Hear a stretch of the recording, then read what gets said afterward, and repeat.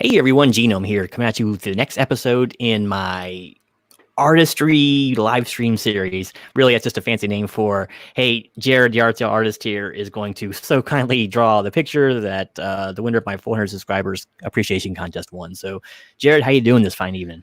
All right, Genome, man, it's fun to be back on the show, and I'm happy to take care. Any subscriber or friend of yours is a subscriber friend of mine. Well, he's one right there. Metarog was the winner of the contest, and this was actually his request. He's a big Deathlock fan, so I hope so. He's been all over it. He's been on me. He's like, when's he gonna draw my picture? No, he didn't really say that, but hey, he hasn't cut you any slack, huh? None. But I do not deserve it. Well, it's peek behind the curtain here. The noble and generous Genome actually got on my official commissions list, so he's footing the bill for this. And he just had to wait for me to catch up on my commissions list to get here. So it's all my fault is what I'm saying. Genome is a kind and gracious guy. That's some pretty good interference right there. I like that. Yeah, that's what I'm here for, man. Here to deflect for you. I'm just glad you're so busy. It takes time to get to your stuff. I am too, man. Hey, Metarog. I hope you enjoy this Deathlock on the I pull the book down on the Infantry Rifle Platoon Squad manual. I'll set that over there and get back to drawing for you. Classic stuff where it tells you what foxholes are and cat holes and all those good things. It does. It's a great manual. This is on a page about defensive operations, centralized control, decentralized control, medium machine gun employment, M203 employment of riflemen, coordination. Man, everything you need to know and a drawing of Deathlock. I'll tell you what, you haven't lived. You spent about 3 hours cleaning an M203 after a session. So, but I haven't lived then. that's the bad part. Range days are really fun until it's time for cleanup. Yeah, I have had literally 1 day of M16 experience in my life. We got trained on them right before I deployed to Afghanistan. I had a day of M16 training. Because, I mean, I was an officer, so I carried M9. Yeah. So hold it against me. Even the lowest enlisted carried M9s for Air Force. In the Army, we had captains carrying M16s, A2s. Yeah, I mean, it really does depend on what you're out doing, too. A lot of it, obviously. But, yep. So I got a day of running around with one and learning how to take it apart, put it back together. But just a day, man. Oh, you're not missing much lugging those things around all the time. But we deployed with an Army unit when we went, me and one other Air Force guy. And, he was an NCO and he carried the M16. And I rocked the M9. So everyone should sleep safe knowing that we were out there. Defending democracy with a Beretta. That's right. It was so nice to carry one of those though, because I got to babysit one for a warrant officer who went overseas or back on R&R. So I got to watch his sidearm, and I got to put mine in the armory. So I got to walk around with an M9. It was so nice to have to lug that thing everywhere you go. I mean, you had to lug it with you, but at least it was right just on you. You weren't have this gigantic cannon strapped to your back at all times. Right? Yeah. I've never heard of weapon babysitting before, but apparently that's a thing. The thing in the Army, that's for sure. I had to babysit a few of them. You read a story at bedtime and all that. Well, it was an officer's weapon, so yes. You're a really nice guy. I just salute it while I walked in the room. Yeah, you're just being ridiculous. Well, look at this. Bedrock, he's really being part of the stream here.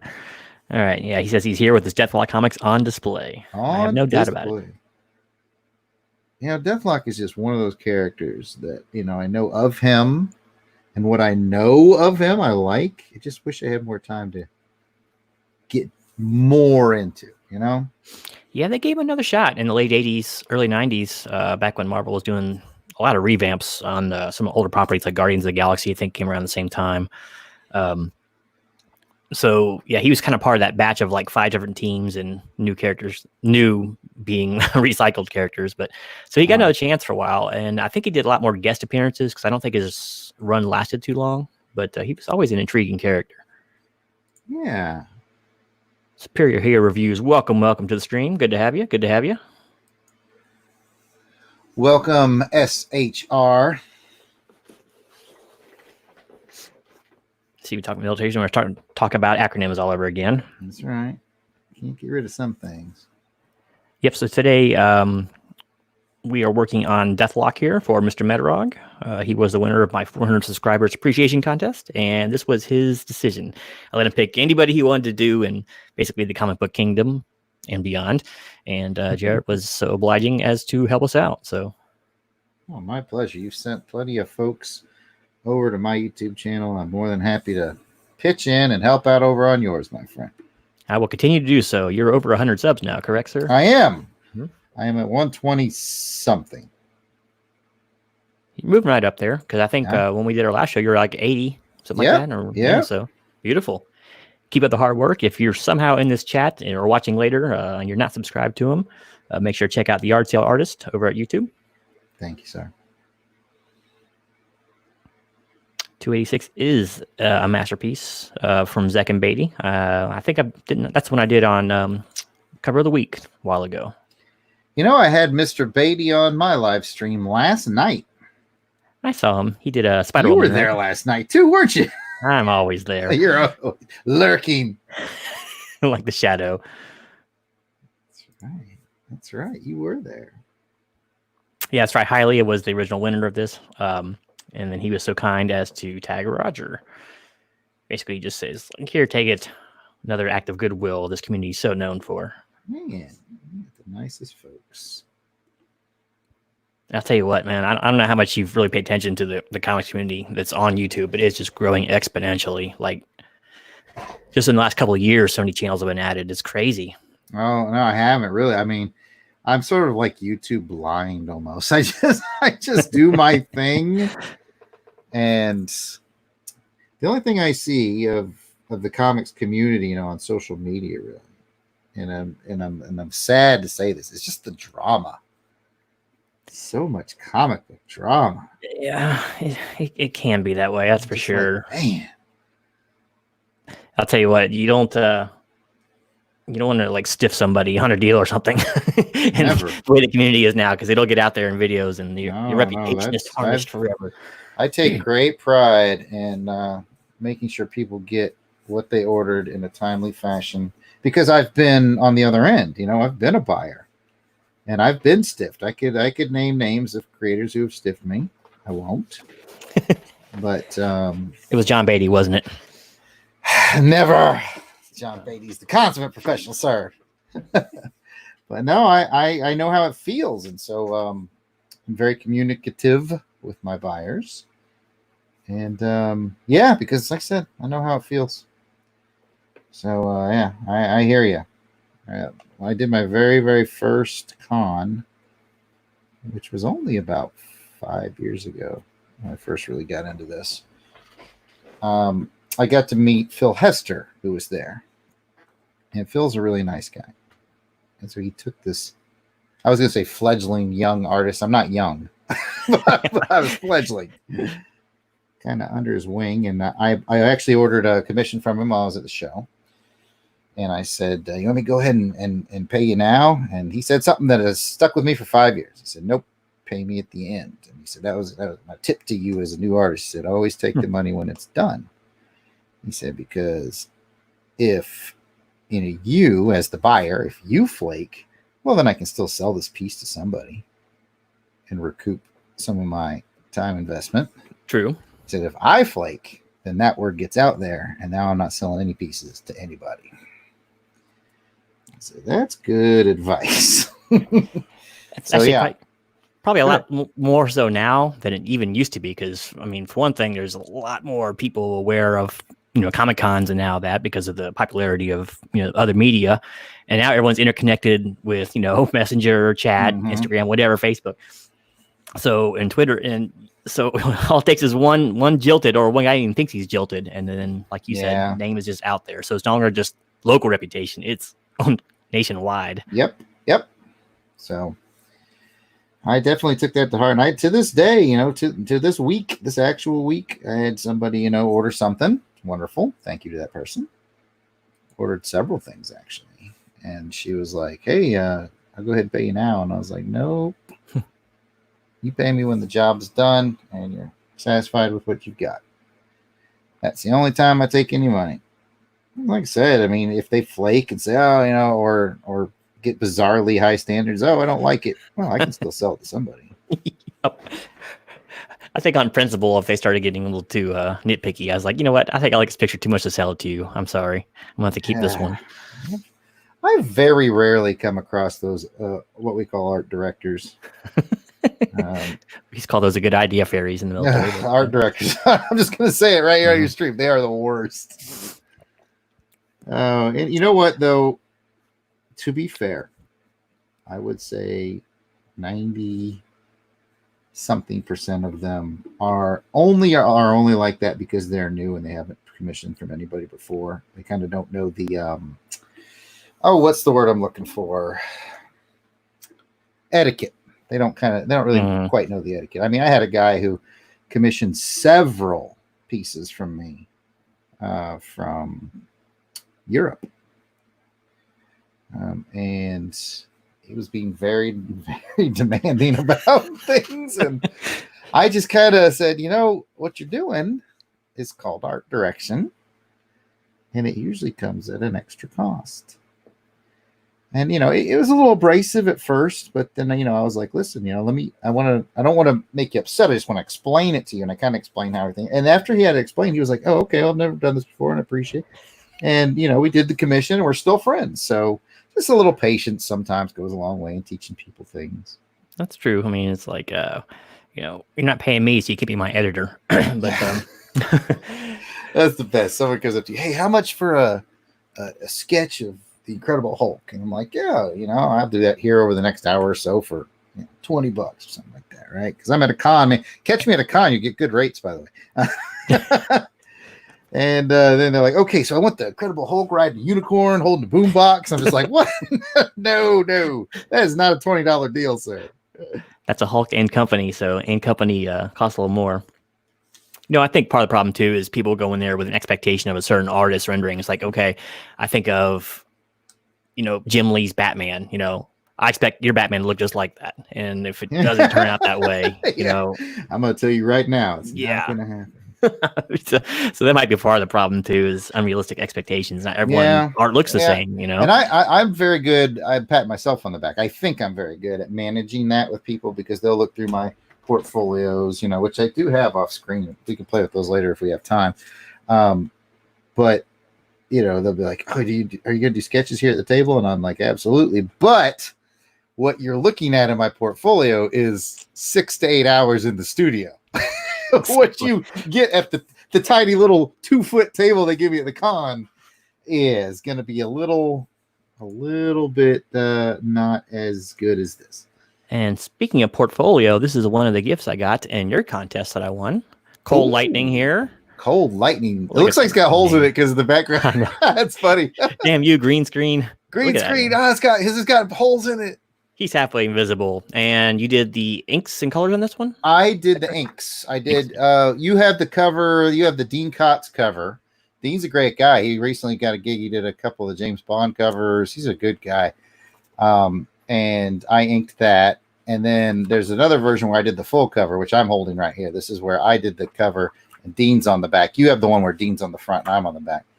And I did the pencils and the inks and everything for this one. And then that one, I just did the inks. And then and the interiors, it's all inks. I'm actually quite proud of that page right there. I like that one. That's got kind of a Neil Adams kind of different panel layout. Kind of I like that. The penciler here is a guy named Wendell Cavalcanti out of South America. So he sends them up by email, and then I print out blue lines and then ink them.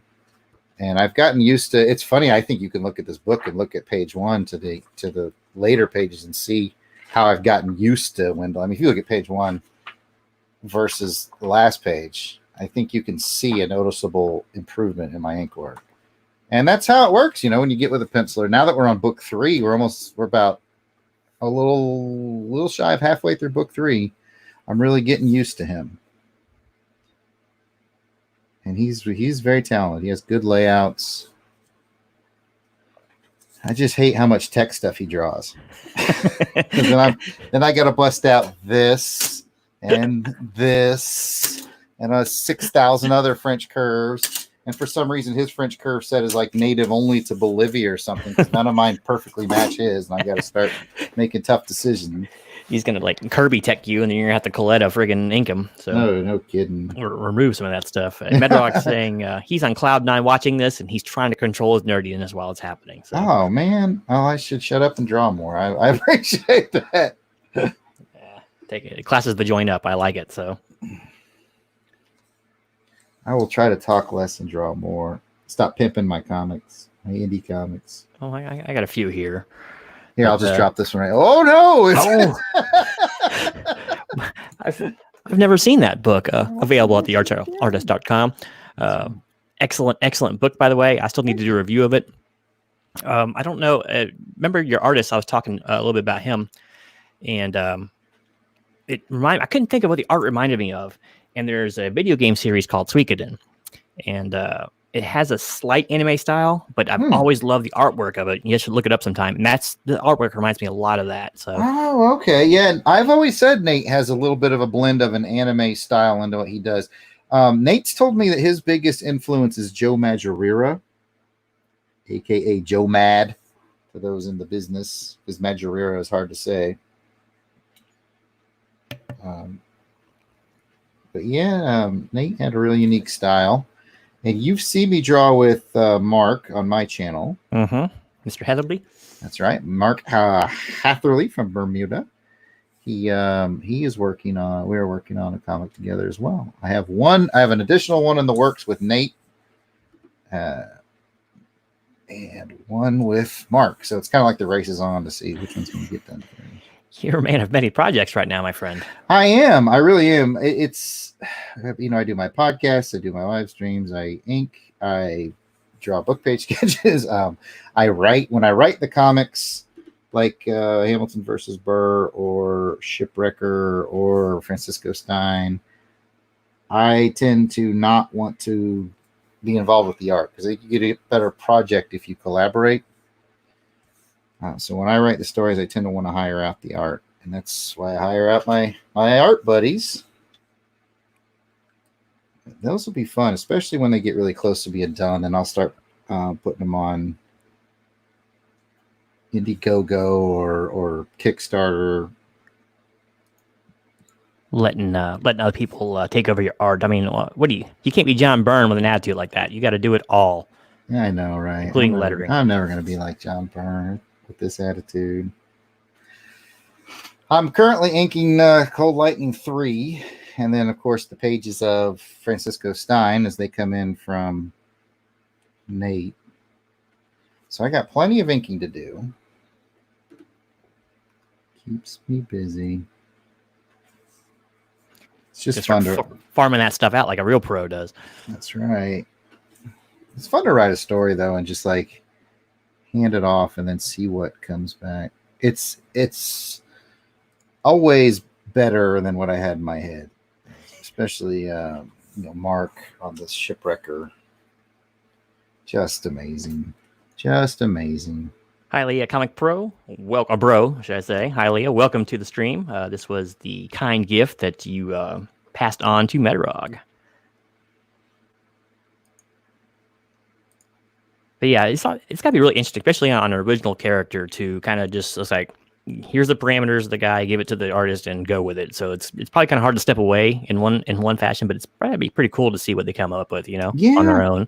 I've only given like literally one note to Mark, and it was very minor. But usually, I send him the script, and then he'll send me just a page of about 4 or 5 rough drawings of his designs for each character, and I've never been like, no, that's way off. But yeah, our Shipwrecker book is essentially a James Bond versus pirate zombies book.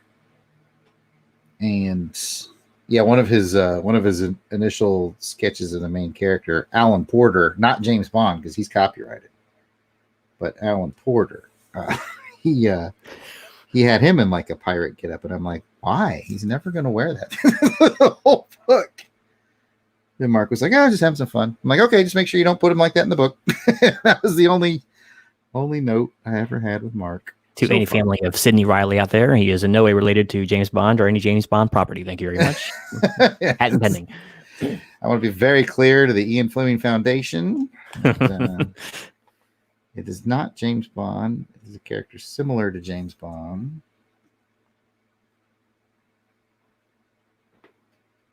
Did you ever actually read any of the stories about Riley, the original? No. Inspiration about Bond? I have a couple of books with him, actually. No, you're telling me Bond stuff that I don't know, and that scares me because I'm a Bond guy, big time. One of them, I think it's called Ace of Spies. I'm gonna grab the book. It's right on my shelf. Let me look. He's teaching me about James Bond stuff, and I don't like it.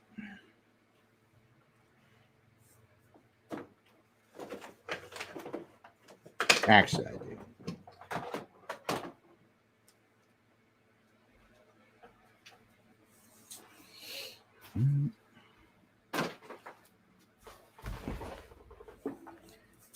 Old Deathlock. Sorry about that. I had to jump over and grab them there. Yeah, it was interesting little reads here. I actually got 3 of them. Sidney Riley was okay. This is the most famous book for him, Ace of Spies. But okay, it's an older book. I think written back in the 30s or 40s, maybe a little later than that. But here is a picture of the real Sidney Riley, and this is James Bond. Okay, so there's kind of a later Connery resemblance there, I guess, a little thinner, but supposedly he was pretty suave and debonair. But I got 3 of the books by him about him, and it's just really interesting stories. A lot more cloak and dagger, less cloak and dagger than the movies, of course, but he was there during some pretty big regime changes and other cool things. That's interesting. Very cool. So who'd have thought something so outlandish and ridiculous as the movies could actually be based on some reality there? Yeah. There's some elements from, Ian Fleming worked in the clandestine services offices during World War II and took some elements from his his knowledge of that stuff to bring into his Bond books. One of the weirdest factoids about Ian Fleming, everybody knows Ian Fleming, the James Bond creator. But at the time when he was like in his youth, did you know his brother was a writer too? Nope, I did not know that. His brother was more famous than he was. He was like a travel writer, and like people knew who he was, and like he was this famous travel writer. It's like very weird. That then eventually, years on, 20 years on, then it would be everybody would know Ian Fleming. But at the time, everybody knew his brother. I don't remember his first name was. Well, how famous could he really be? We don't know his first name. I know that's crazy. It's like funny. It's weird how people will be sort of famous but lost to time. You know what I mean? It's like John Wilkes Booth, man. He's gonna forever be known as the guy who shot Abraham Lincoln, but like he was a big name stage actor. Like I had a history teacher tell me once that to put it in perspective, it'd be like if Tom Cruise assassinated the president. It's like that's how it was like back, like because he was really this famous actor, and he even recited some good Latin on the way out too. That's right. So yeah, it's just weird how things like that get lost, and Hollywood in general, movies get lost. Every time there's a format change, you get your old film, and then film started to degrade, and then everything kind of got put on, VHS, and then VHS movies transfer to DVD. And every time the transfer makes, there's certain movies that just don't make the transfer. I think I read once somewhere that we have access today to about 10% of what Hollywood has actually made. Because it gets lost every transfer. Certain movies just don't get, brought to DVD, and then from there to, Blu-ray, and it's really weird. Especially back in the days before digital media, print does degrade, celluloid does degrade after time, and things get lost in warehouses. Digital media might really be the savior of all this, really. It's funny how he is like Mr. White looks kind of like Oscar Wilde or Aleister Crowley, but That's the importance of being earnest for you. But I got a great book of saying somewhere by Oscar Wilde. It's like a whole like book just full of his little witticisms. I don't remember much, and I'm not going to be able to quote it, but he had the very last thing he said before he died is really funny. I don't know if you've read that. Oh, I think the last thing he said before he died was something. I'm not going to get the quote right. It was something to the effect of, "I've just finished 17 whiskeys. I think that's a record." well, if not, it's definitely going to speed you on your way. So. I'm like, yeah, those are famous last words if I ever read them. All right, let's see what we got here. I think now would be a great opportunity to show some other of your work that I happen to have here in my house. That's not very nice of you. Those of you who've watched the show before might recognize this little commission that is done in very much the same vein. This is Yes, Nature Blood. we are definitely in the same vein. This was actually just kind of spur of moment thing. I mentioned it during one of his live streams. He is live streaming quite a bit on his channel, The Arist. And I don't remember, were we just talking about some obscure characters or I don't remember how it came up. I don't even know. But like half our stuff comes up. It's just out of the I mean, next week we talk about Jack Porkins and flying speeders on Hoth. So, oh my goodness, I've got a Porkins story. I don't know if I told you or not. I'll tell you about it. It has to do with art direction. Oh boy, I had a guy reach out to me for those book page sketches I've been doing that have been like this one. This is a large one, but I do little book pages too. And I did a whole series of X-Wing characters, which was interesting because there's not much to reference them. There's not a lot of reference material, so I had to make up a lot of stuff. But this guy reached out to me about Porkins because I'd done a Porkins, and he's like, "Hey, can you do a series of Porkins for me?" And I'm like, "I guess, I'm like a series." He's like, "I need Porkins in the easy one, in the cockpit, but I also need Porkins in his military dress uniform." And I'm like, "These references don't exist. You're like asking me to design a whole new thing." I was like, this is my book page sketches are like $25. Like, I'm not going to do design work. You're getting a little more complicated here. I mean, I appreciate every customer I get. I don't want to be rude. And I was really nice to the guy. We worked it out, and just like, this might not be the project for me. I think, well, I guess you could have got winged it. You could have used like John Goodman as their body reference, and then you just stuck Porkins' head on top. There you go. I could have got my own mess dress out. I'm not exactly small anymore. So I did a video in fact, it might have been last year where I stuffed myself back into my Class A's, but oh lordy, I couldn't even button my jacket. Isn't it amazing how thin we used to be when we were in the service? Gosh. And then at the time I was like, oh, I'm such a porker. I'm such a chubby captain, and now I'd like kill for that body. Oh my gosh, I was in shape too. I mean, I was about the same weight, maybe 20 pounds less, but I was living in the gym, back then. But yeah, it's like I think they're mediums or something like that, and the pants were like waist 32. Or it's like, oh my, I haven't worn that in a long time either, and it's like it was a little embarrassing, but hey, it was what it was. It's life, man. You can't let it hang you up. I look good in the time in it though. I know, right? I wish I just, like I said, I just kind of wish I'd been more satisfied with myself back then. Like, I was thinking, man, I gotta be better and all that stuff. And I'm like, man, you were just fine. Of course, we didn't wear them too much back then, so it wasn't a huge deal. So, but if you were attached to the company, actually at the company, you had to wear them once a month. But I was actually at headquarters, so we barely ever wore them. Yeah, I was pretty much a BDU's everyday guy until my second assignment. I was an instructor at the Leadership College for the Air Force, and we wore them probably a couple times a week. I didn't mind, but at Bragg we had to wear jump boots, and yeah, they're not comfortable because they're not broken like regular boots, and they're all stiff and shiny, and you got to blouse and your pants into them. It's just a big nightmare. So it's just a lot of things for NCOs to get on you about, Sergeant Major's walking around, just looking to point at somebody's boots, I was pretty lucky though. I came in after the BDUs were basically phasing out into ACU, so we got like the rough rawhide canvas boots. You got the no shine boots, man. Exactly. I had to shine my entire career. I was like leaving just as you were coming in. I'm so glad I missed that. Oh, I had to shine my boots or have someone shine my boots my entire career.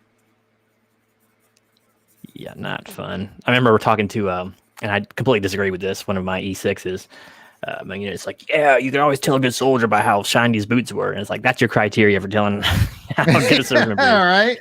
He probably just farmed it out to somebody else to do it for him. Yeah.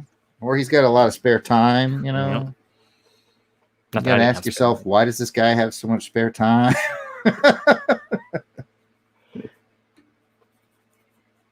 And speaking of spare time, when I have spare time, I like to order things from the art sale artist. I love it.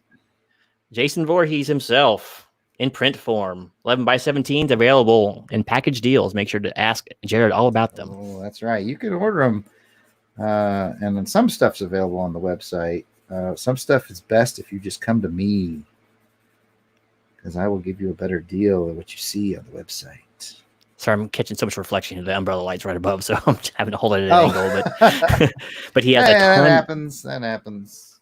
He has a whole print catalog that you can go through for great deals. So thank you.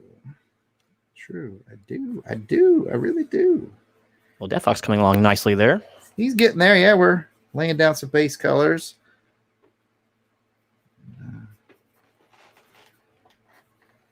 So yeah, we were talking about earlier. You're staying pretty incredibly busy during this whole downturn, and has it been really good for your business? In all honesty, yes and no. I would say it's a break even. For some reason, I'm not going to question it. I've gotten a lot of commission work. I mean, steady. I mean, I literally draw something every day.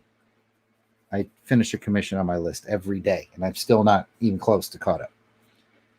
So, God bless those people and thank you all.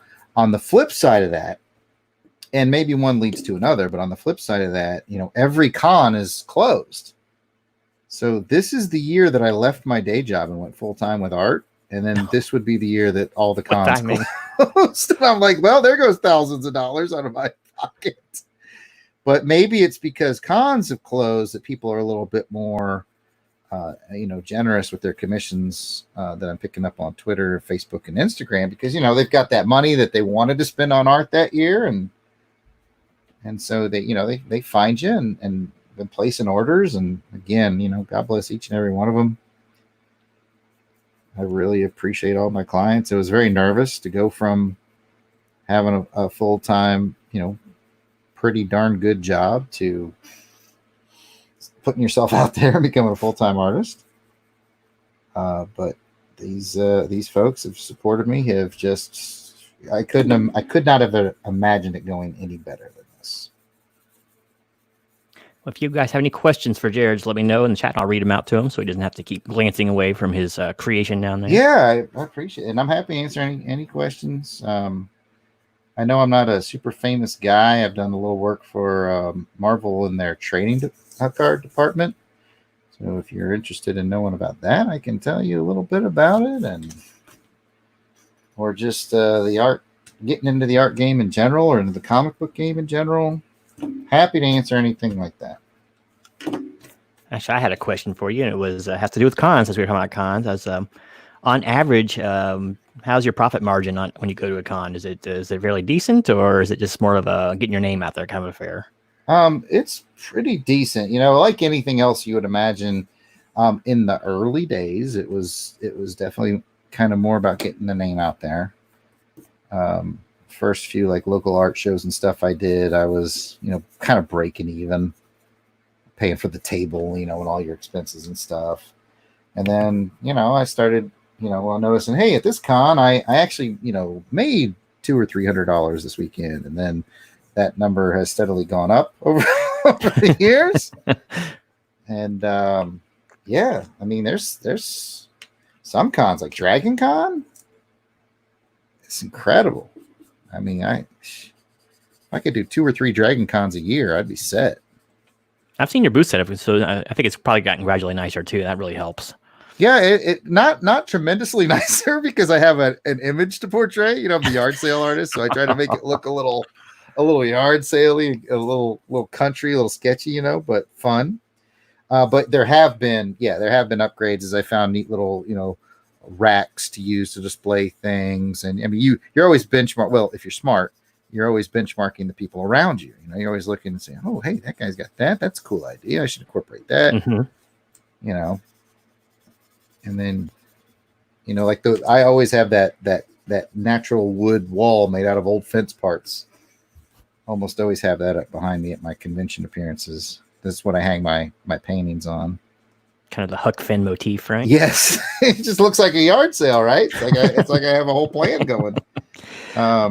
And then a good friend of mine, Ron Went, a frequent guy on the YouTubes here, he came and he was like, you know, if you did those with clasps, because I was like with a drilling those boards in, drilling them back out every time. He's like, if you made a clasp, you could just kind of click, click, click, click, and I was like, now that's a good idea. So I ordered some clasps, and yeah, life's a lot easier now. So get great ideas from people. Hey, see, Raul says that's coming along nicely. Gracias. Metarog did have a question for you, and he says, do you use reference art normally, or just when you are unfamiliar with the characters? As much as I like to be cool guy and say this all comes from my head, man. No, I reference almost all the time. I would love to be like Mark Hatherley, my buddy, who can just draw stuff out of his head, but I am a big reference guy. You know, and to different degrees. I mean, this Deathlock is definitely, obviously, a big reference from some animated series somewhere that I've never seen, but I went and found a reference pic online to draw him because I'm very unfamiliar with him, right? But you know, sometimes you get a commission for like Daredevil, and Daredevil, if you think about it, has a really plain costume. Mm-hmm. So that's got a lot of flexibility in it, because I can go out and I can look at actual reference photographs of just like gymnasts doing gymnast things, and just kind of put a mask and horns on them. And you got Here's Mary Lou Retton as Daredevil. Trade secrets, ladies and gentlemen. I mean, I did a lot of that when I did the sketch cards for Marvel and Upper Deck.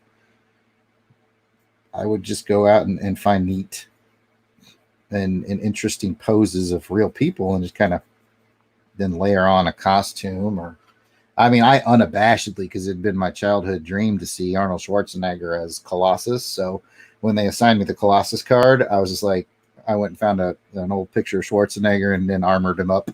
I was like, I finally get my chance. See, I always envisioned Don Knotts as that's that the next logical choice. You tell Mary Lou that I'll be right back. No, the line is, I'll be back, Mr. Knotts. I like to see him with a Russian accent. That could be pretty good. But, why are there so many Terminators? I was watching on YouTube the other day. I think I was watching just a Stupid Three's Company. They can't do this anymore clip show because of all the stuff they were doing in that. And of course, they had Don on there quite a bit. A career resurgence. Oh my goodness! I can't remember who I was talking to the other day. Speaking of things you can't do anymore, and we were just laughing about like some of the best comedies from when we were kids was like Sanford and Son, All in the Family. We're like, you could not get away with that anymore. No, Red Fox wouldn't make it long, and Carol Connor sure wouldn't make it long. Everybody thought it was funny. It didn't matter what walk of life you came from. Everybody thought those shows were damn funny. The funny thing is, of course, Red Fox had his own comedy club before he did that show, and he was already established. But right, for All in the Family, that was actually written to be pretty straight and deadpan, and not like politically insensitive or anything like that originally. And I don't think it was either test audience, it wasn't working with them, or something was going on. There was a big change of heart, and they completely changed the format of it. Poor Carol kind of almost got typecast. He's pretty good in Heat of the Night, though. I need to see that. I have them on my Plex server. I have that and the sequel or sequels. I know there's at least one. They call me Mr. Tibbs. Mm-hmm. And because I bought like a Sidney Poitier DVD pack, and I need to watch them. Never seen them. What was that? The Simpsons show when they did the Oscars, the fake Oscars, and like it was soda placement, best soda placement in a movie, and one of them was They Call Me Mr. Pibb. Yeah, that's funny. They call me Mr. Pibb. Oh goodness. So while you're doing these cons, have you ever had actually a well-known artist come up to you and either start talking with you or exclaiming their like for your work? Oh, you give me a chance to brag a little bit. I like that. Yes. John Beatty, of course, has supported my work from day one, which is tremendous. He's been a very good friend to me and getting me into some shows and getting me into some exposure. He's a good interview subject too, by the way. Yes. And I recently got some commission orders from not the hugest name, but if you're not familiar with him, check him out. Dude named Josh George, and Josh is amazing. I mean, amazing.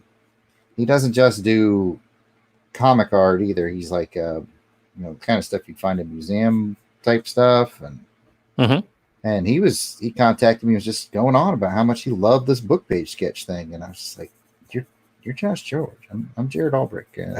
Are you confused about who's who here? But it's wonderful when that happens.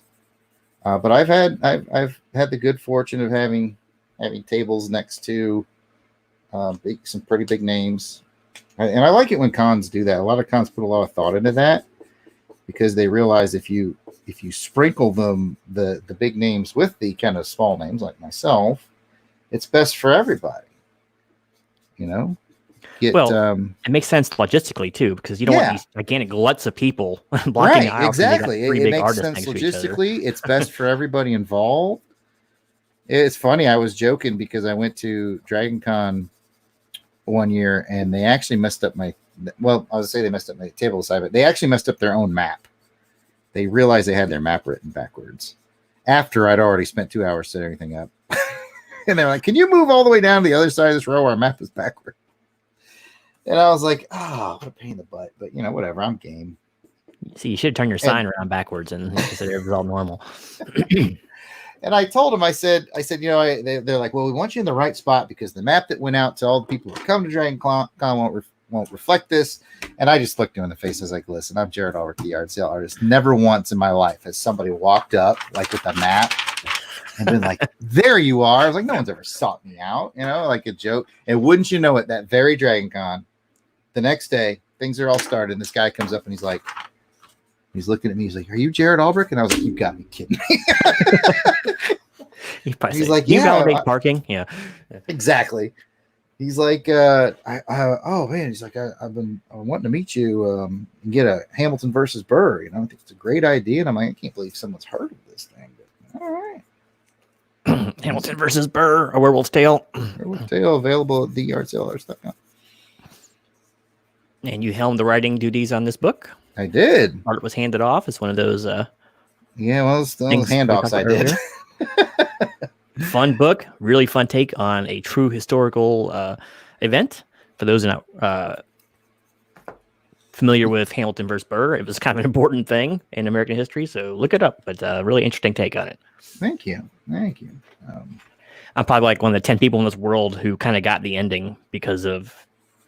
I'm not going to say it, but just the circumstances of the event that took place. I thought it was clever. I was really pleased with myself.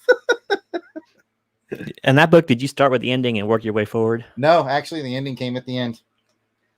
That book is heavily driven by the research into the actual historical events, which you might think is silly because it's a werewolf story, but I wanted to get a lot of the events right. And it's funny when you start researching how you start realizing, oh, this real thing ties really well into the story I want to tell. Oh, and this real thing and this real thing. And then when I got to the end, and I was looking at these people who were involved in their, lifespans, I thought, oh, there's something interesting I can do with that.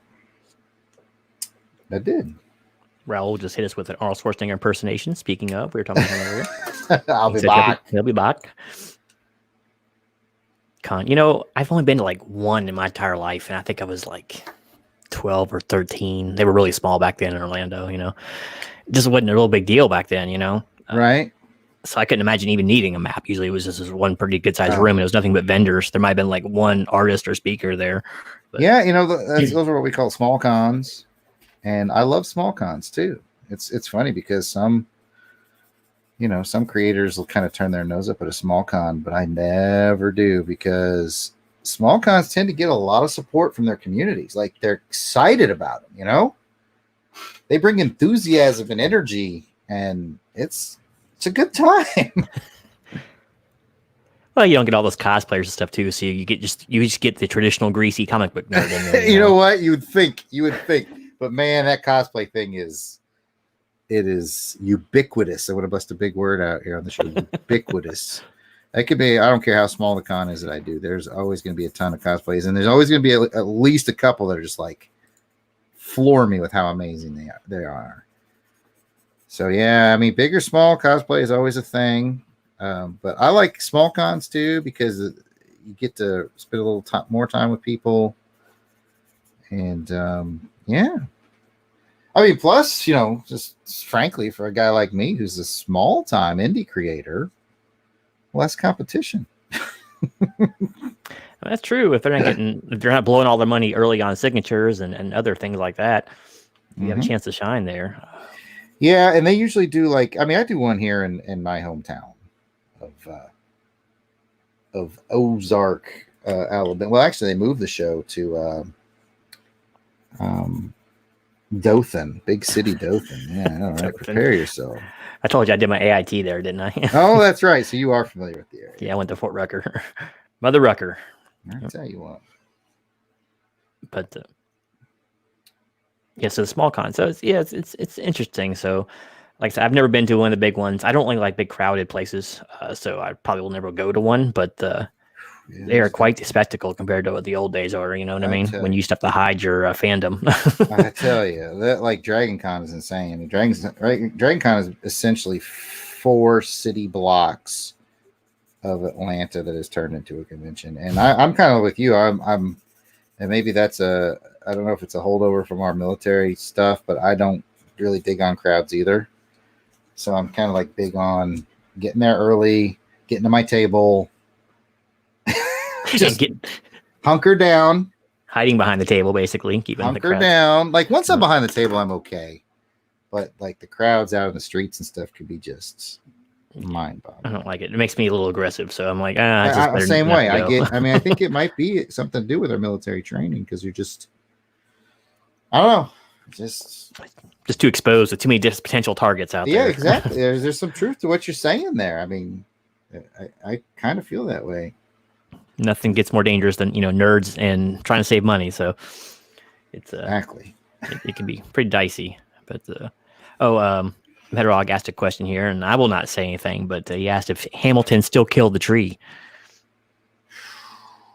I'll leave that up to you. But if you don't want to answer that, the answer can be found in Hamilton versus Burr by Jarrod Albright. Answers. Let's just say this is the first time I've ever heard a reference of Hamilton in a tree, so don't look for that in the book now. How much does this book go for, by the way? If you catch me at a con, they're $5. If you get them on my website, theyardsellers.com, they're $10, but that includes free US shipping. And just because I want to take care of those people who spend a little more, I have a stack, still decent. I had Nate do a bunch of sketch cards of different, characters, werewolves, all that. Like, he did like 100, 200, I can't remember. Yeah.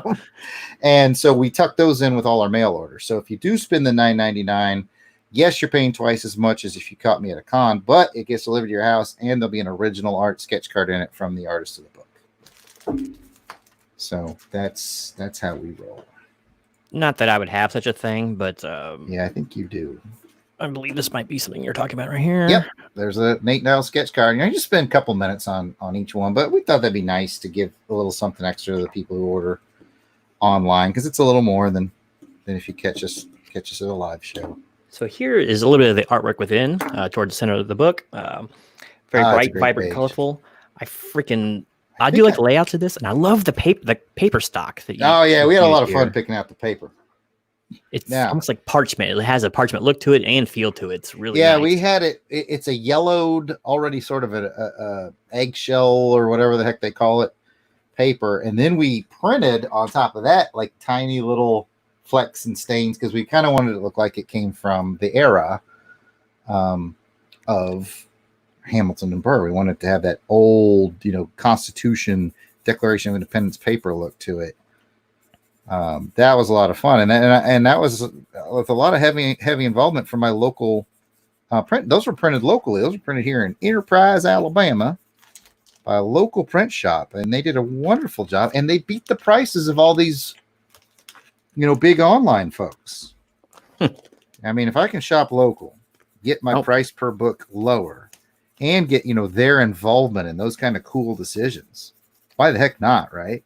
I mean, it makes sense to me.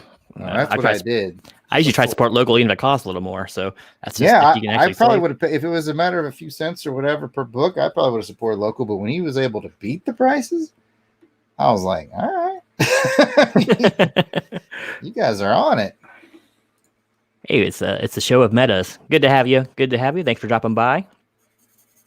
Make sure to, if you haven't yet, drop a sub over at Jarrod the Yard Sale Artist.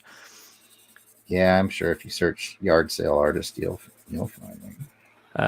Medrog asks how he can get himself a copy of Hamilton versus Burr. Where can he actually purchase that?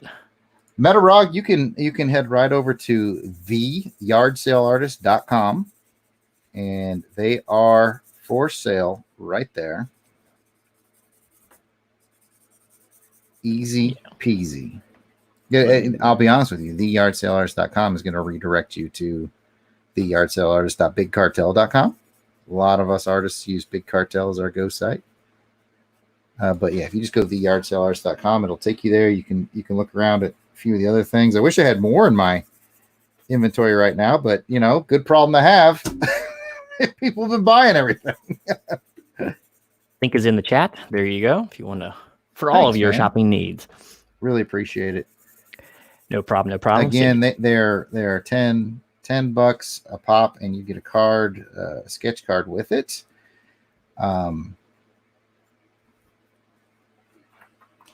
If you, for some reason, need more than one copy and you're on the show, let us know in the chat, because I can make arrangements with you personally to get you a better deal on. You don't have to pay $9.99 for every copy.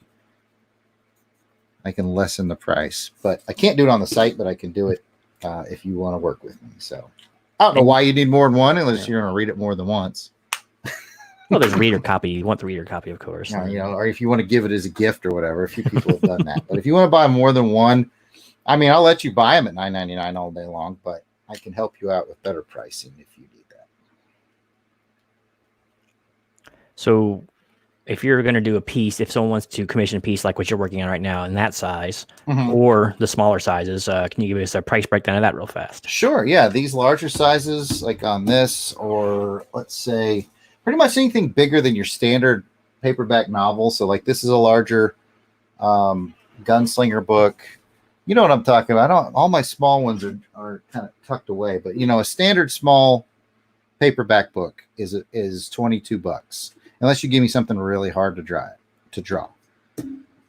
The bigger ones go 25 to 27, strictly because it breaks a certain size that the post office charges more for the shipping, because shipping's included in all this, by the way.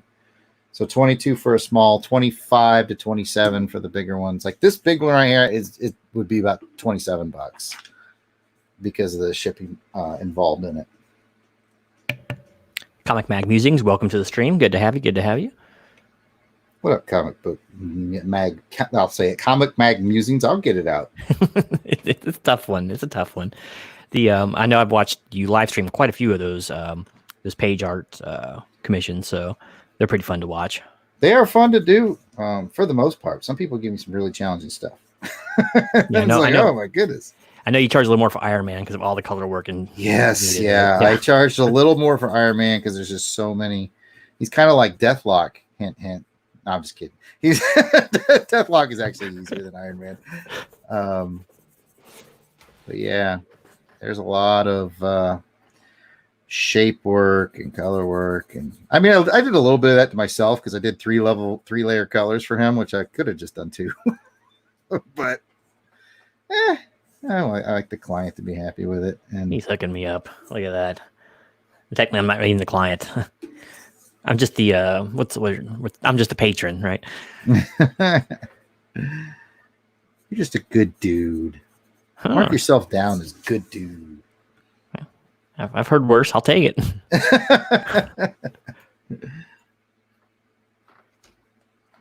All right, chat. Like I said, once again, this is your chance to ask away. The art sale artist any questions you have, be it about commissions, be it about his past work, about future work.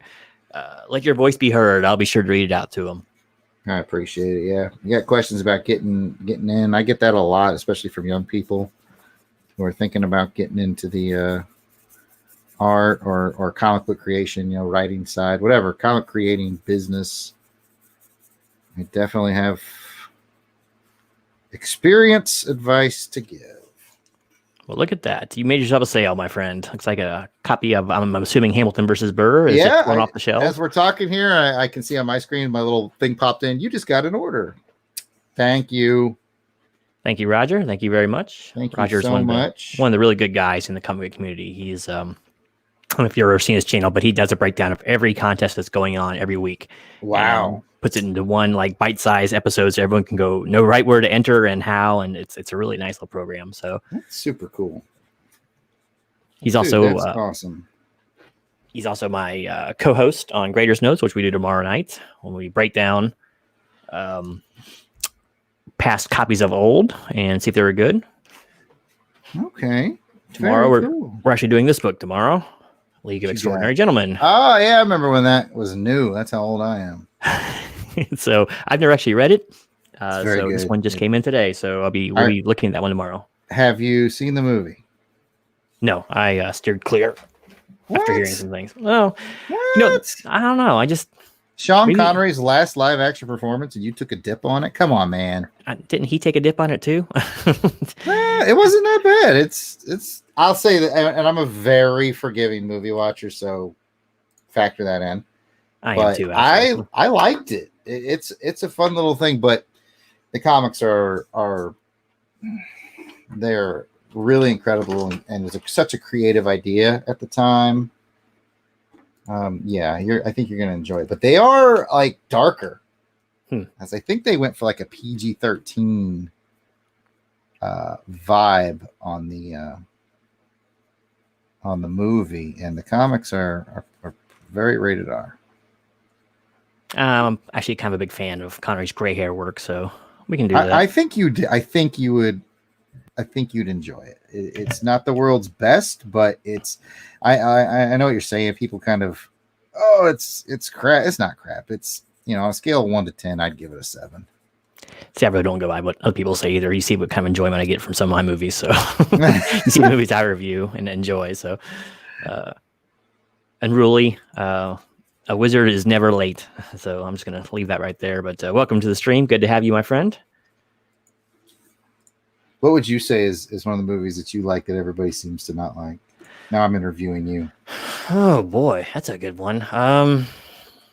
Chances are I'll probably like it, too, so it won't be terribly controversial. We're very the same on that. Gosh, maybe probably Cabin Boy. I think I'm like the only person in this world that likes that movie. I want to like Cabin Boy. I have never seen it. Never seen it? No, I want to, though. I think I'd enjoy it. It's a Chris Elliott special. And I know of it. I just haven't seen it. It has a very, who is the director? Tim Burton feel to it, but I think he just produced it. I don't think he actually directed it. Well, I love the much maligned Hudson Hawk. Ooh, there's a toughie. And I don't care who knows it.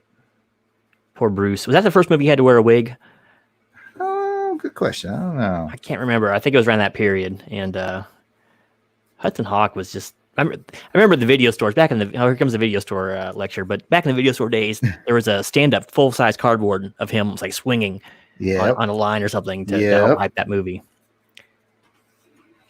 I picked up Hudson Hawk on VHS day before yesterday for $0.25 because I just installed a VHS player out I'm turning my building into a time capsule.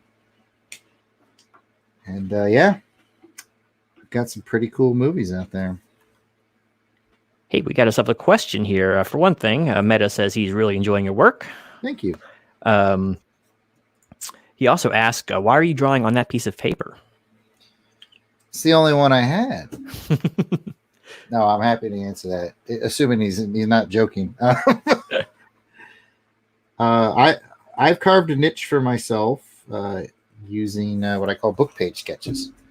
I draw characters from books on books. So I recently actually I showed this book a minute ago. It's just a sample because it's in arm's reach. It's The Gunslinger by Stephen King. I had a commission to draw a gunslinger page, a gunslinger on a page from The Gunslinger. And as you can see, I use already busted books. I don't go destroy perfectly good books because I don't have the heart for that. But I've gotten in good with some of my libraries in my area, and they let me go through their discard books that are busted and falling apart, and I've amassed a pretty good collection of them. And I draw characters from them on them. And when Genome contacted me, he was like, hey, the guy wants a Deathlock. I was like, I don't have anything with Deathlock. And Genome had the great idea. He said, hey, you could use the Army manual because I've done some G.I. Joe stuff on the Army manual, as he showed. He's got a Major Blood. I've done several Joe characters, and he's like, hey, Deathlock was a serviceman, and that would make sense. And I was like, oh, yeah. So here we are. I hope that answered the question. Hey, yep, he was serious. He made sure I knew it there. Okay. I was like, all right. It's pretty cool. All right. Everybody, sometimes people meet me for the first time. I have to remember that. It's kind of interesting too, because it's like he was saying, he tries to pair up the character with the book. So like, yes. I think he had some orders for Jaws characters, so he did Quint on the Jaws novel page, and so he'll Harry Potter, lots of that kind of stuff will be actually on the book. So there's that added little kitschiness right there. Characters, Spider-Man. I've got a Spider-Man book. I've got Spider-Man: The Venom Factor, and I did a drawing of Venom on that, and that was funny because I tweeted it out, and the book was written by Diane Duane. She's written a few superhero novels, actually. And she saw it. And I saw, you got a reply from Diane Duane. I was like, she's going to be mad I drew on her book. But she was so nice about it. She was like, I think you made this book look better than it's ever looked. And I was like, woo, I was hoping not to make you mad that I drew on your book. And I told her, I was like, it was already busted. I want to be very clear. Sometimes, by the way, that can work out really well. Because I've done some Babylon 5 book page sketches, and I've done some Spider-Man book page sketches, and I have a couple other books. And the theme there is they've all were written by Peter David, and he's been at a couple of cons I've been at. So people have been able to buy the book page sketch from me and then go get him to sign it too. So they got my signature as the artist, and the guy who wrote the book signs it as well. And I'm like, that's kind of cool, I think. Anytime you can put that 1-2 punch together. Comic Mag and Unruly, you're right. Letterman did have a good time in Cabin Boy. He had that very funny cameo in there, selling the monkeys. I really enjoyed that. Unruly Simeon is a big fan of Heaven's Gate. Heaven's Gate. I got no beef with Heaven's Gate because I'm a huge Walken fan. No, I love it, man. I love the Heaven's Gate. Good for you. See, Metrog is actually a fan of Hudson Hawk, Candy Bar Team, Singing Timers, etc. Heck yes. I think it's a wildly creative movie. I've never seen anything like it since. I mean, I guess probably because it flopped. Nobody made anything like it, but I think it's wildly creative. I laugh every time I watch it. It's got Bruce Willis, it's got James Coburn. I mean, come on, man. It's kind of like Big Trouble in Little China or Remo Williams. It's like movies that make any money, but man, they were creative and really just cool flicks, Yes. But Hollywood, they don't like originality. They just want to see money, damn it. So all right. So speaking of which, along with my 25-cent Hudson Hawk VHS to play in my new VHS, well, it's not new. I bought a VHS player for 50 cents at a Goodwill. Clean the heads quickly. I actually bought two because they had two working VHS players. I'm like, it's only a matter of time before one of these dies. I picked up on VHS for a quarter a movie I have never seen before that falls into this category of wildly creative films. I've never seen Buckaroo Banzai. That was Peter Weller, wasn't it? It was Peter Weller, and I have it now, and I'm looking forward to going out and popping it in my VHS that's hooked up to a 27-inch tube TV. Because I went totally 80s out there in my man cave. I think I saw that when I was like really young, and I think I could be completely off there, but I remember there being something with a chainsaw involved there, and I think it scarred me pretty bad. I don't think I finished watching the movie, but I could be thinking of the wrong film. But Hey, I'll let you know. I've never seen it, so I look forward to it. Everybody talks about Buckaroo Banzai 80s classic, and I'm like, I've never seen it. And now I acquired it on VHS of all formats, and so I'm gonna do it old school. see, I don't know this movie. You ever heard of the Hudsucker Proxy? I don't know that one. I have. I want to say it's got Tim Robbins in it. It's hard to go wrong there because he's a hell of an actor. I don't know that I've seen it, but I know of it. I can't remember seeing it. Meta asked if you have a IG. Is that Street Kid Talk for Instagram? Mm-hmm. Okay, yes. I am also at Yard Sale Artist. It's on all of them. IG, FB, TWITTER. Probably made that one harder than it needed to be. Let me see. I don't know if I can put a link to that in there, but I will see if I can. But yeah, you see it on my screen here. I'll get it. At Yard Sale Artist. Go there. I got it right there. Yeah. And you can see a lot of his work on there too. Because Instagram, I'm not like terribly social on it. I just post an art piece almost every day. I'm more like, if you want my charming personality, that's more of a Twitter thing. See, I don't do Twitter, but I basically just use like Facebook and IG as advertisement really for 90% of my stuff. That's what I do on there. And I want to be very, very clear. I don't ever, and I'll be very clear with this, ever on my Twitter, where you get to know me a little more personally, ever talk politics. On Twitter? You'll never get your blue check mark that way. Come on now. I never do. In fact, I have a no negativity policy. I don't even tweet about things I don't like. I keep that to myself because there's enough negativity out there. I don't need to add to it. No, I don't advertise any of that stuff on social media either. That's just excess facility. Plus, it doesn't make any business sense. It doesn't. I'm always flabbergasted by my fellow artists who are just like so politically passionate. I'm like, you're doing away with half your customer base right now. You know that, right? It's like, just be a businessman for a while. I mean, if you already made yours, I guess you don't care anymore. But some people even then, I mean, the art game is a fragile game, man. You can be on top one day. I mean, seriously, take a look at these creators from the big names of the 80s. There's very few of them that are like well-to-do. Most of them are still. Let's just say they're doing cons because they want to. Drawn. Yeah. I mean, it's a rough life. It's funny. People think once you work for Marvel or DC that you're set, you're made. And I'll tell you right now, I have talked with people who are some of the biggest names that I could drop. I won't name names because I don't want to speak out of school. But I'll say big names that you have heard of that straight up that currently are employed there on big titles that straight up told me I make more money at cons doing commissions than I get paid by the big companies. I mean, the only good thing about being on the bigger books and bigger companies, you got like royalties will come in sometimes and tertiary stuff, but it's not a huge amount. Sometimes, yeah, it's even then it can be rough. Let's see. Got a little behind on chat here. Unruly, Metarog, and Meta, especially Meta, said they really like what you're doing on the page. I think it looks pretty cool. I think it's very unique myself. Thank you. Meta says it reminds him of being school back in the day. Me too, but I didn't draw things. I just wrote things because I couldn't draw anything. So I appreciate the positive feedback, y'all. You got a great audience. I should know that because I think most of my audience on my channel is made up of members from your audience. and I've always been impressed with how nice they are to each other and how welcoming the community is. You've really got that going on here too. I think that's wonderful. Yep, I'm friends with a good bunch of people on you are on YouTube. I don't pull in negative people and all that. So it's I love it. I'm all about that. You know it. Even if you are negative, I'll still take your sub. But oh yeah. I've done commissions for people I'm not fond of before. It's hard to argue with your logic here.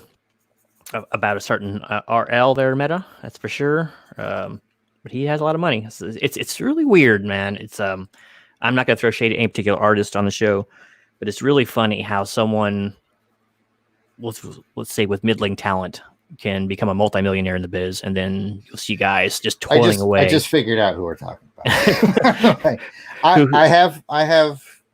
I have thoughts on that are not negative, by the way. Mm-hmm. I'm pretty sure I know who you're talking about, and again, we won't name names. Mm-hmm. And it's easy to hate on that person, right? It is.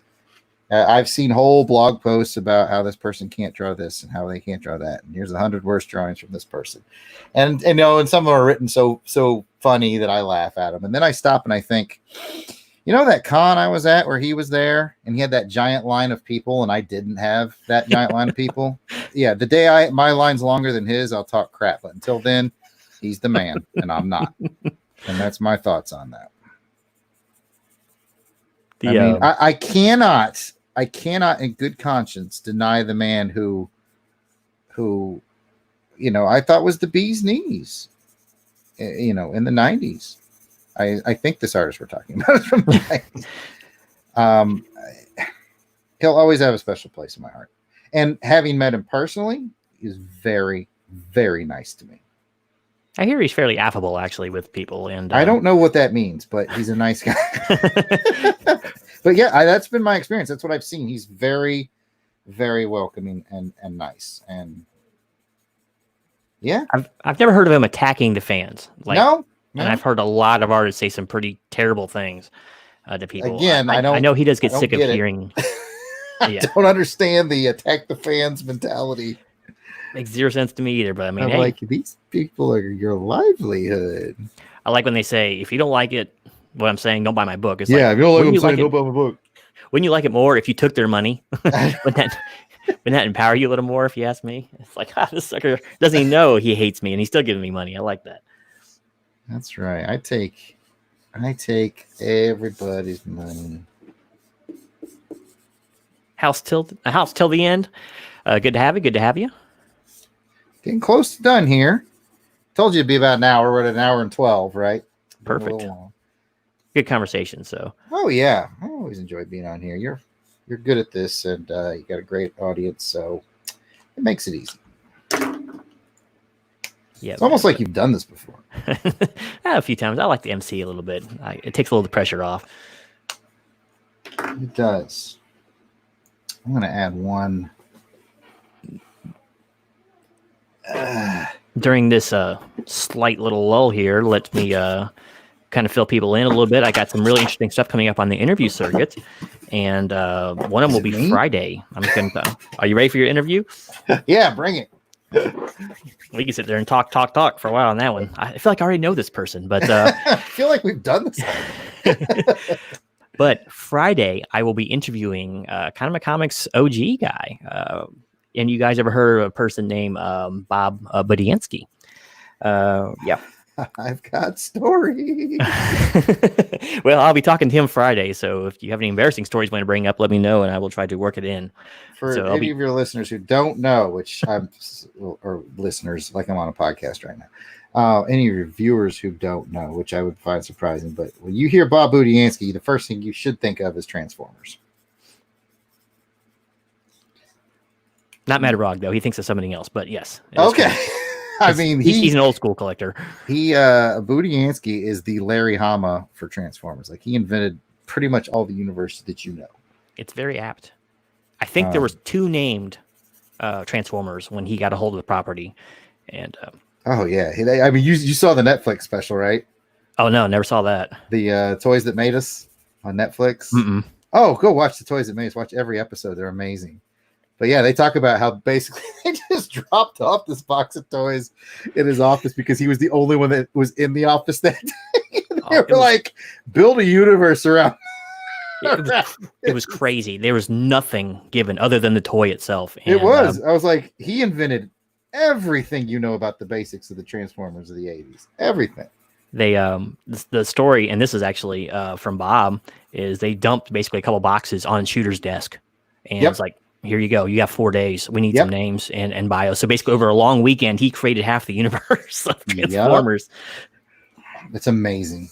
And it's funny. He wrote that series for the first like 55 issues. I think it was. Yes. Crazy. And he was a full-time editor at the time too. So he was a busy man.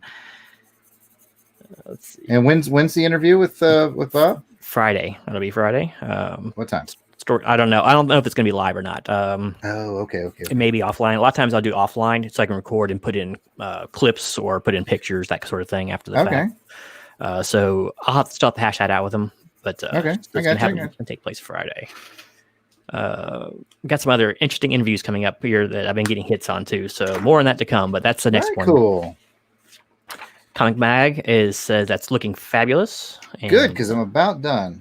Metrock says it's going to look fabulous on his wall of gratitude. That's in the meta cave of gratitude, basically. That's his his nerd shed, if you will. Oh, all right. Like I said, I got one of those. Yeah, definitely do. And it's a great room for a great guy there. Well, I appreciate that. I love the most humbling and heartwarming thing that I get out of this art game is when people send me pictures of my art hanging up in their house, which you've done, Genome. Oh yeah, you've sent me the picture of the Clint Eastwood piece I did. That was in my mother's home and hanging up at your mother's house. The other pieces, like I'm going to show here, are hanging up in my geek den. This is Pinhead, another print by the artist. It just amazes me and it warms my heart. So yeah, I'd love to see a picture of this hanging in your house, Metarog, or your man cave or whatever. If you get a chance, just tag me on Twitter, Facebook, or Instagram at Yard Sale Artist. It just warms my heart every time. I'm just amazed that people like having my art hanging up on their walls. You were right, Comic Mag Musings. He did create a lot of the names and all the backstories, basically, and all the personality traits. Yeah. He sure did. He also had a pretty extensive run on Ghost Rider, and he's also the inventor of Sleepwalker, the character of Sleepwalker. Okay. I did not realize that was a Bob Budiansky property, but I remember him well. Yep, that was actually created back in the 70s, but he never actually put it out there. Okay. I know he had that sort of resurgence in the 90s. Like, it was a very 90s property. Like, Deathlock was getting a resurgence. Ghost Rider was getting a resurgence, like you said. Yep. 90s was a big time for that. Yeah, the Guardians got it. Then they gave a couple of Avengers, new Avengers like Rage, and Nomad came back around again. So it was a really wild time to relaunch. Metrock says, thank you for this, Jarrod, and he loves it. Oh, thank you. And be sure to thank Genome. He's footing the bill. He says he'll put this on IG Jarrod and tag you. So there's some more free advertisements. Please do. It's quite dry out. It's got a lot of layers of marker in it, so it's kind of wet. I'm just letting it dry out. Look at that 3D effect. It's like 3D. It's like you're fighting Deathlock. It was seeping through onto my table, so I had to get a blotter page because there's so many layers of color. Well, he is full of fluid, so. There you go.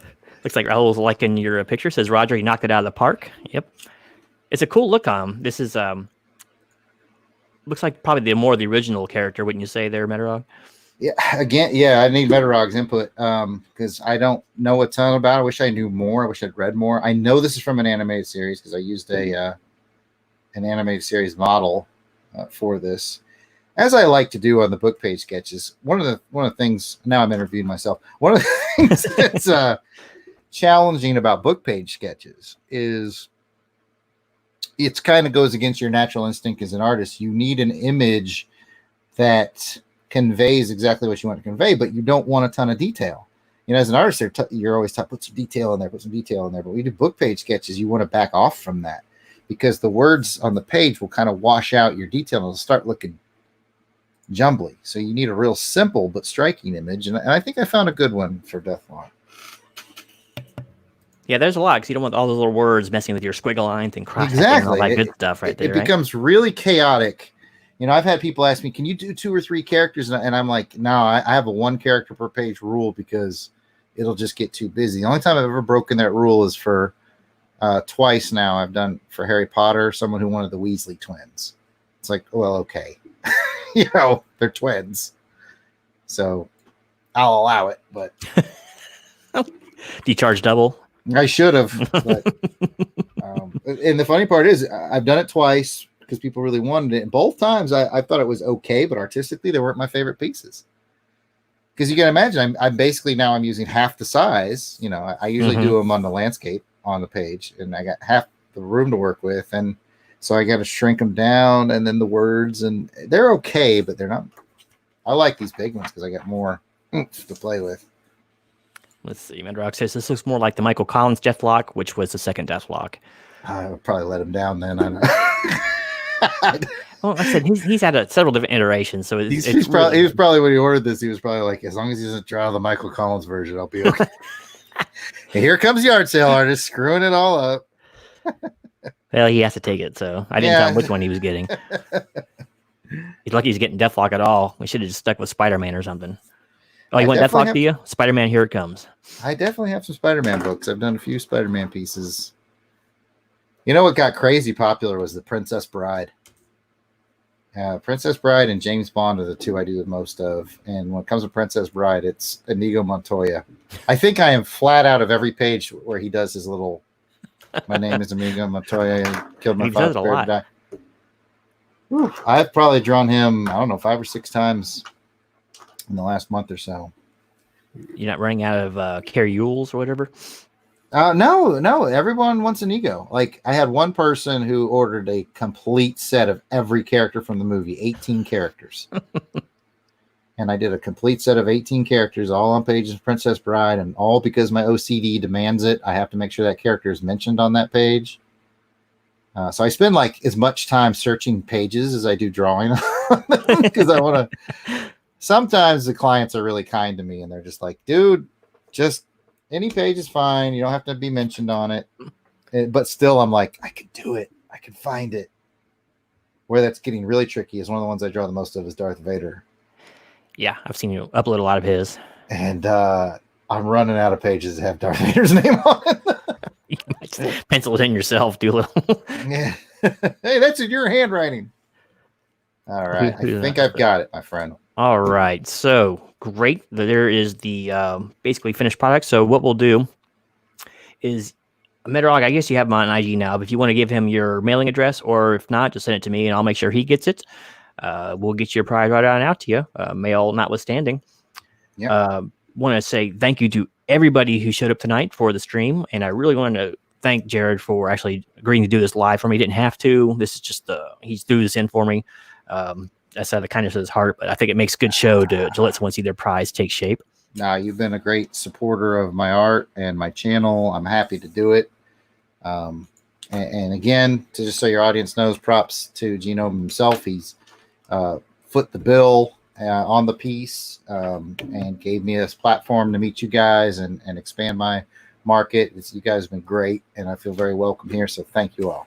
No problem. Oh, that's right. Metrolog ordered Hamilton vs. Burr, so you can just throw it into that packaging. So you already have his address. That's right. I'm glad he said something about it. So I've got his address. Perfect. Awesome. Cool. Thank you, Metrolog. Before we go, is there anything you want to plug or anything you want to show? Oh, man.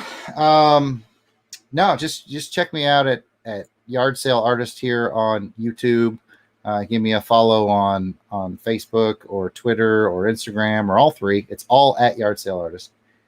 And stop by. Oftentimes I do a Tuesday night show at 5 p.m. Central Time every Tuesday. So that's 6 Eastern, 4 Mountain, 3 Pacific, 7 p.m. if you live in Bermuda, as if I've said that a few times. Stop by there. I oftentimes will start showing my portfolio, and that's a great place to make offers because I do really good deals on my live show, which is how Genome got a lot of his stuff. I got a lot of prints through the live show. Yeah, and usually what I do, just so your audience knows, I do your first print is $15, and that includes U.S. shipping is included, and then you can buy as many as you want after that one for $5. They're all 11 by 17, full color, unless we get them out of my black and white book. So you can get 15 for the first one, just $5.55, and you can rack up a lot of stuff that way. It's a great value, that's for sure. Let me just catch you up real quick with the chat, and we can get you on your way. Meta said he sent you a DM on Instagram. Gotcha. Let's see. Comic Mag Musing said it was fun to watch. Thank you. Hialeah, a.k.a. Raul, said it was great work, Yard Sale.